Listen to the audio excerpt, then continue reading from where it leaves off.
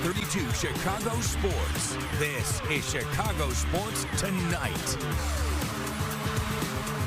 I've got a lot of respect for Aaron Rodgers. If he's ready to go this week, would love nothing more to compete against him. I don't think it has anything to do with his record against Chicago. I think it's just I want to play against Aaron Rodgers. Everybody on his defense and his team wants to play Aaron Rodgers, and I respect him. He's one of the best in the world, and he's been one of the best in the world for however long he's been in the league. Definitely a legend quarterback. My only goal this week is to get an interception, so definitely would sit at the top of my trophy case. You always want to go versus the best when you play, and hopefully get to say what's up to him, shake his hand after. I want to shake his hand at the end of the game, tell him good game. You know what I'm saying? Obviously, him congratulating us on a win.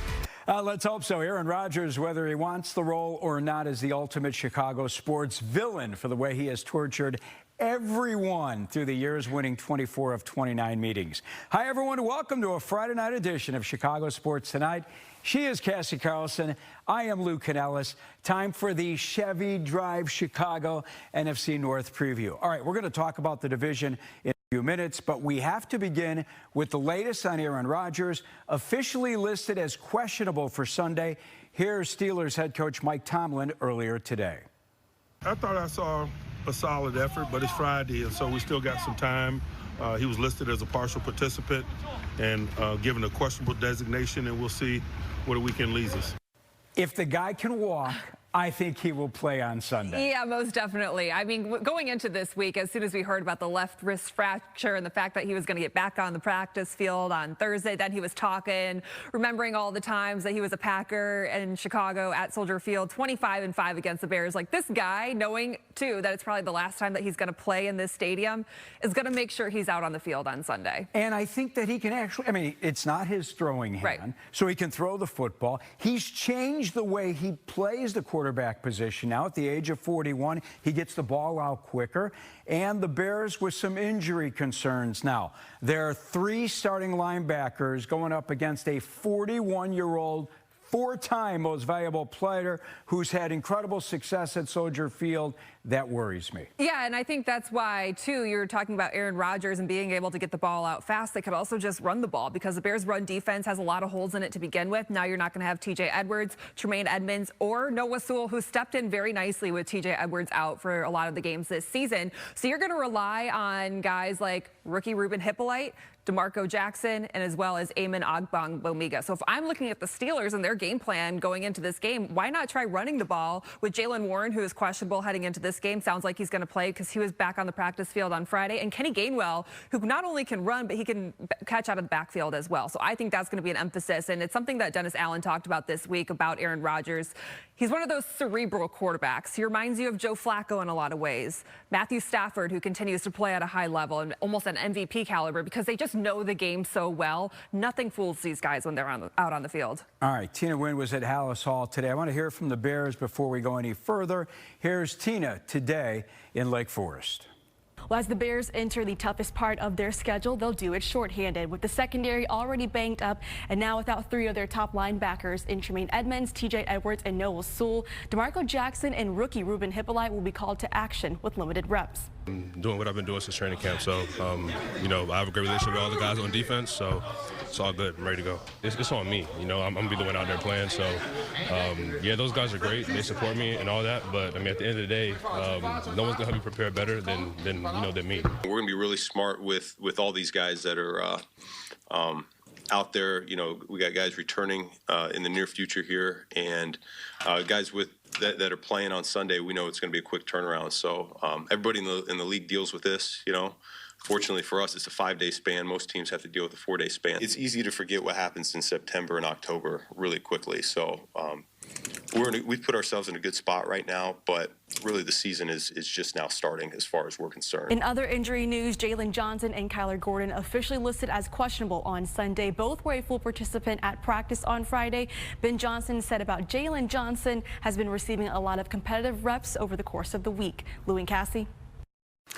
Bears defense will really be tested in this football game, not only by Aaron Rodgers, but by that running game that the Steelers feature as well. I feel a little bit better coming off that Minnesota game, Cassie, because I thought we saw maybe Grady Jarrett have his best game as a member of the Bears, and also Austin Booker, since coming back off of injured reserve, he's played well the last couple of games. Yeah, Kevin Byard said he actually had to go up to Grady Jarrett after that game on Monday or Tuesday back at Hallis Hall and shake his hand for that interception because he did get the pressure off the interior. It's something we've been asking for to see from this defensive line. I still think you want to see more from Montez Sweat because he was on a streak of getting 4 straight games with the sack. Let's see if he can pick that up and have some motivation against Aaron Rodgers. We talked about this yesterday. One of the interesting things about talking to players about going up against Aaron Rodgers, the older, more veteran players know who he is, respect him a ton, and I think especially on defense want to get after him. The younger players are kind of like, yeah, we've heard of Aaron Rodgers, but he's not the quarterback to them that he is to us, for example. So that's always an interesting disparity. All right, Bears need to run the football in this game. Yeah. In my opinion, they need to keep Aaron Rodgers off the football field.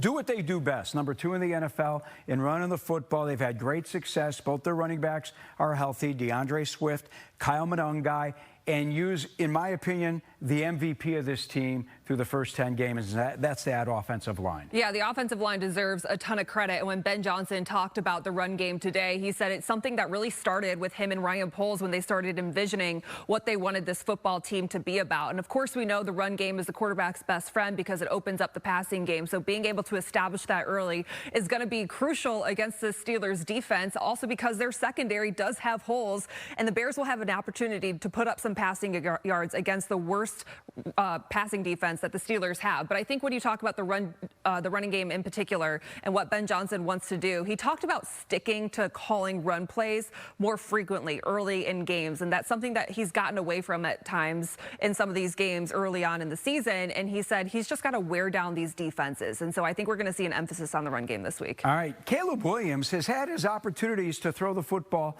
downfield. I looked at some numbers, and Caleb Williams has thrown the football 20 or more yards 50 times so far this season. That's second in the NFL. He just has not been able to hook up with his targets. His timing has been off a little bit. The accuracy, obviously, with the long ball has been an issue since he's come to the NFL. He could have some opportunities, especially in the middle of that Steelers defense.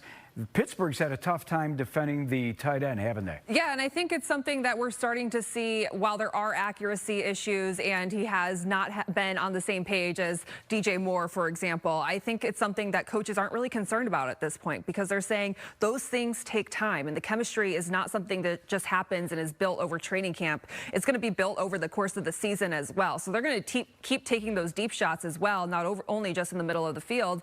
And I think we're starting to see the trust build between the coaching staff and some of the young players like Colston Loveland and Luther Burden. Both can be really good in those scenarios. But the interesting note, I thought the biggest thing that we learned this week about this offense and what Ben Johnson thinks about when scheming against teams is that he doesn't want Caleb Williams to throw the 50-50 balls. He is trying to scheme these receivers open. So they're going to continue to work on that. And I think Caleb Williams has mentioned, too, that he's a fan of that because he's a fan of keeping the ball safe and not throwing interceptions. Any other news nuggets that you learned over the course of the week that you brought back here to the station? I mean, the most interesting thing that we're going to have to wait and see leading up to the game on Sunday is going to be the status of Jalen Johnson, who was a full participant for the first time both on Thursday and Friday. But I think the concern with him coming back from the soft tissue injury, as well as Kyler Gordon, is that they're playing 2 games in 5 days. So with the short turnaround playing Black Friday in Philly, not sure you want to put Jalen Johnson back on the field for this game. Maybe you wait the extra 5 days and he makes his debut or return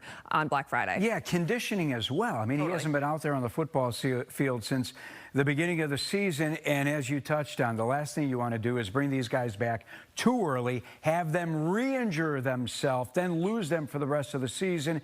Against Pittsburgh, obviously, you'd love to win this game, but there's still 6 more on the schedule. You've got 7 wins already. All right, we need to take a time out. Coming up here on CST, Jamie Erdahl, one of the hosts of Good Morning Football Overtime, checks in. Wait till you hear what she says about the Bears standing in the NFC North. Comes your way next here on CST Daily. Welcome back to CST. Lou Canellis with you. Hey, Bears are 12-1 against the Steelers at Soldier Field. They actually won their first game ever at Soldier Field against Terry Bradshaw and the Steelers back in 1971. Sunday, they get a future Hall of Fame quarterback, Aaron Rodgers. I chatted with the NFL Network's Jamie Erdahl this morning. Jamie's part of the Good Morning Football Overtime show we carry Monday through Friday from 12 to 2 on Fox Chicago Plus, Channel 50. And even though the Bears lead the NFC North, the Lions and Packers are still bigger favorites to win the division. I asked Jamie if she was surprised to hear that. It would not have surprised me 2 weeks ago, I will say this, but the way the Packers and the Lions have been playing recently, that is confusing to me. I disagree with that. I think, unfortunately, I think all three teams should feel like they're on quicksand equally, because this thing for those top three teams in the NFC North can go very different directions very quickly. And by that, I mean the Lions, they could make that Eagles game a blip on the radar if they want to. The Giants could give them the number this weekend, but we'll see. The Packers, I don't know what's going on with their offense. They have to deal with the Vikings this weekend. That at this point, are they just playing for pride? Are they playing to figure out J.J. McCarthy? We're not quite sure about that. And the Bears, I think, are playing with house money right now. And by that, I mean, I don't think it was supposed to be producing these wins this early in the Ben Johnson, Caleb Williams era. I thought eventually this is what we were going to get to. Do I think it's a comfortable place to be in, playing from behind and coming back as many times as they have? No. But I do think that they are rightfully placed atop the NFC North right now, because a win is a win is a win in my book. That's right. You can't control who you play. By the way, who do you think is the best team in the NFC right now? Eagles, Rams? Who? The Rams, for sure. Really? I do. Yeah, I don't know what's going on with that Eagles offense, and it's more than just what's on the field. I think, you know, if you saw this interview Jason Kelsey did recently, a radio interview where he's trying to speak on whatever dismay is coming out of the Eagles locker room, and he was pulling from some story about years ago. He and Lane Johnson didn't speak for an entire offseason, and what he was trying to prove was that the season is long. This is what it means to be on a team. This is far too dramatic for far too long for me to believe that the Eagles' issues aren't going to bubble over and take actual effect on the field at some point. They got to figure out their offense. They were humming much more efficiently. So, no, they're not the best team in the NFC to me. It is the Rams. Matthew Stafford is playing lights out. He's got a crazy young defense. Everybody seems to like each other. Sean McVay is an awesome coach. To me right now, it's the Rams at week 12. You think the Bears are pretenders or contenders? I think their record is what their record is. So I would put them more in the contenders category. I actually think coming from behind and winning games, teams that do that remind me of like a fun college basketball team to watch. Sometimes those types of teams are learning how to win by the teeth, you know, hanging onto the side of the mountain or whatever parallel you want to make to it. That's just learning how to win. And they're going to be put into adverse situations in December, that those games that they just went through, the last 5 comebacks that they did, that's going to help push them over the edge. I would be more worried about teams that were blowing guys out of the water, and then finally when they're challenged in week 17 or 18, they don't know how to handle their business. So I wouldn't put pretenders at all in the conversation for the Bears. Interesting you said that, because my next question was, do you think that because they've had 5 comeback wins so far this season, do you think it can continue the rest of this regular season? When you say comeback wins, I value that as a fan, as a person that has watched football for a lot of my life, who covers it every day for a living. I view comeback more valuable to me, especially if it results in a win, than a close victory, a close game win. And for that example, I go to a Vikings team just a couple years ago where everybody was losing their minds over they were winning all these 14 games, 14 one-score games. That didn't serve them any justice. They couldn't separate. They had no fight. They had no ability to close a game. These are all things that the Bears have displayed to us over the last 11 weeks of the season. Yeah, the Bears remind me a lot of that Vikings team you referenced. But they come from behind and win. They fight. They know how to close. Absolutely. Vikings fell apart that season. Looks like our good friend in this town, Aaron Rodgers, may play on Sunday. Bad left wrist and all. Does that surprise you that he still wants to play, even though he's got the bad left wrist? No, my husband in his office has this sticker on the wall. Yes, he's a grown man that has a sticker on the wall that says, if you're going to be a bear, be a grizzly. And that phrase applies to the town in which that I'm speaking, unfortunately for you, to Aaron Rodgers. I think he would have to have other horrible ailments to his body to not return to Chicago, perhaps one last time. He's a competitor for a reason. He's on his third team at the age of 40, whatever he is, for a reason. If you're going to be a Bear, be a Grizzly. If you're going to be a Hall of Fame quarterback and be Aaron Rodgers, and you've already done whatever business you've handed to the Bears in your career, you might as well strap it on and do it again. By the way, I need to find out from your husband where he got that sticker so this grown 62-year-old man can throw one up in his room or his office as well. I will look into it for you. But Rodgers isn't the same quarterback that he's been over the years, right? He's not. No, but that doesn't mean that he doesn't have the same aura that Aaron Rodgers carries with him as a winner.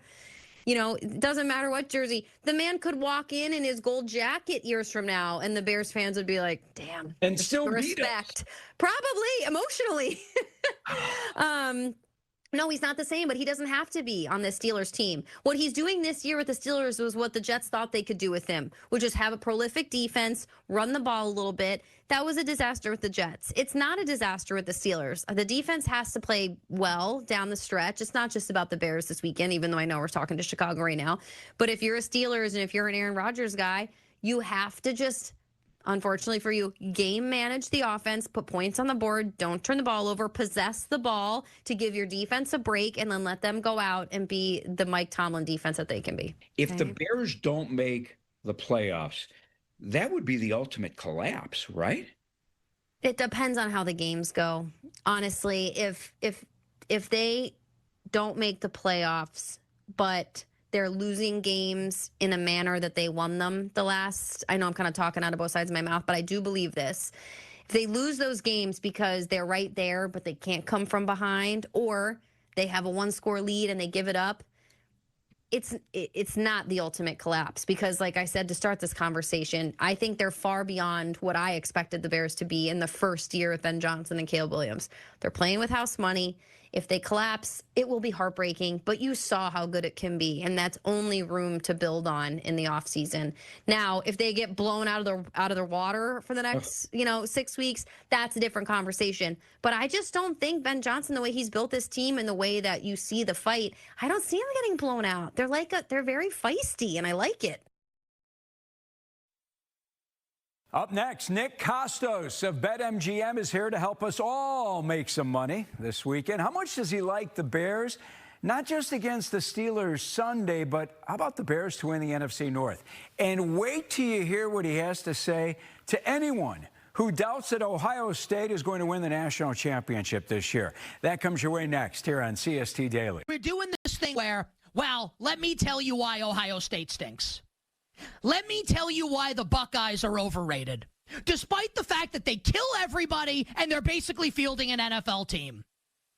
Like, I'm telling you all, Ohio State can lose, of course, right? Crazy things happen all the time. But we don't have to do this. You don't have to do this. You don't have to do the mental gymnastics like you're Simone Biles. You don't have to contort yourself like you're in Cirque du Soleil. You don't have to do this. We can all just acknowledge that Ohio State's the best team.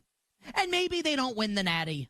But, man, I'd be pretty damn surprised if they didn't. Nick Costos, host of You Better You Bet on BetMGM, joins us now here on CST. Nick, can you do gymnastics like Simone Biles?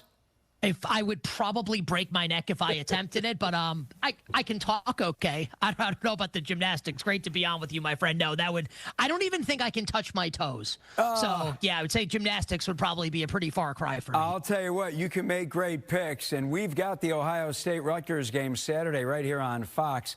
So here's my question. Would you lay 31.5 points and take the Buckeyes over Rutgers? I guess a better question would be, would I ever bet Rutgers? And the answer to that question is no. And look, maybe Ohio State wins by 30. They call the dogs up at the end. I'm not especially keen on laying that many points with Ohio State in this matchup, but is Ohio State going to win and win comfortably? I think the answer to that question is absolutely yes. And, leading up to next week, Ohio State, Michigan, a lot of talk is going to be about the win streak and the recent run of success Michigan has had against Ohio State. And I think Michigan Michigan's really good. Like, I bet Michigan to make the playoff before the season. I think Ohio State's going to knock them out. Ohio State's going to win. I think this Buckeyes team is going undefeated. I think they're going back-to-back, and we're going to talk about them as one of the better college football teams in recent memory, Lou, when that indeed happens and they win a second consecutive national championship. Let's get to the Bears. The Bears were plus 3,000 to win the NFC North back on just October 28th. I did some research. Even though the Bears are in first place in the NFC North today, and they're holding the 3 seed in the NFC, the Lions and Packers, Nick, are still better bets to win the division. Now tell me, where does BetMGM have the Bears today to win the NFC North, and would you take the Bears today? So I have the Bears to win the division from before the season, so I would very much like that to happen. Lou, as it stands, well, I also bet Minnesota, so those were my 2 bets. One looks okay, the other maybe not so much. The Bears right now are plus 350 to win the NFC North at BetMGM. The Lions are plus 135, and Green Bay is plus 140.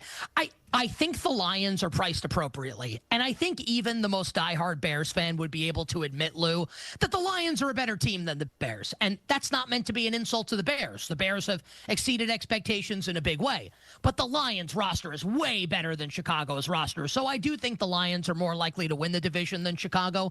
Lou, where I will have a disagreement with the betting market, and I've talked about this on You Better You Bet this week, and I have it slated to do on the show like on Thursday and Friday as well. I think there's a realistic chance that the Green Bay Packers are going to miss the playoffs. And right now, the Packers are being priced like they are a certainty to make it. I don't think the Packers have been that impressive this year. They're 6.5-point favorites on Sunday against the Vikings. I think the Vikings could absolutely win that game. And I think we will get a better J.J. McCarthy game coming up on Sunday. Take a look at the Packers' schedule coming up down the stretch. They have to play the Bears twice. They have to play at Denver. They have to play the Baltimore Ravens. I could see them losing some of these games very easily here and ending with 9 wins, going 9-7-1.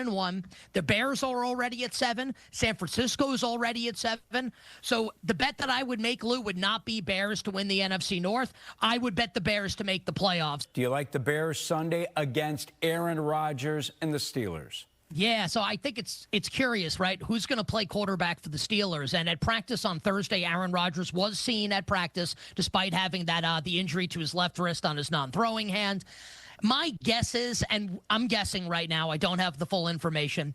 My guess is that Rodgers is going to play on Sunday and try to gut it out. One last game at Soldier Field where he's obviously dominated throughout his Hall of Fame career. And if he does, I'm going to like the Bears. And candidly, Lou, if it's Mason Rudolph, and I love Rudolph around the holidays, got a big old red nose, I'm going to love the Bears also. Nick, we will talk to you next Wednesday before the Thanksgiving feast here on Fox and the Bears Black Friday game against the Eagles, okay? Absolutely love it. Wishing you and all the great viewers, minimal sweats, winning bets, the absolute very best of luck. And allow me, even though I'm a New Yorker, we're all in this together with all my bets on the Bears from before the season. Bear down, baby. Good, better, best. Never let it rest. Let's go Bears on Sunday. I like it, Nick. That a boy. We'll talk to you next week. Be sure to tune in Sunday morning, 9:30, Bears Game Day Live. Big A, Anthony Herron, and I will have you covered for 90 minutes leading up to kickoff between the Bears and Steelers. Cassie Carlson, Tina Wynn, Jeff Joniak, Tom Thayer. They're the lucky ones. They will all be live from Soldier Field, where it is supposed to be sunny and 54 degrees. After the game, head over to Fox 32's digital and social platforms for After the Whistle. Tina will be joined by former Bears quarterback Jim Miller and ESPN Radio's Pat the Designer. They will break down the game from every angle. That is going to do it for us. For Cassie, Tina, Jamie Erdahl, Nick Costos, and our entire crew, thanks for watching CST Daily. We will see you Sunday morning on Bears Game Day Live. Till then, see ya.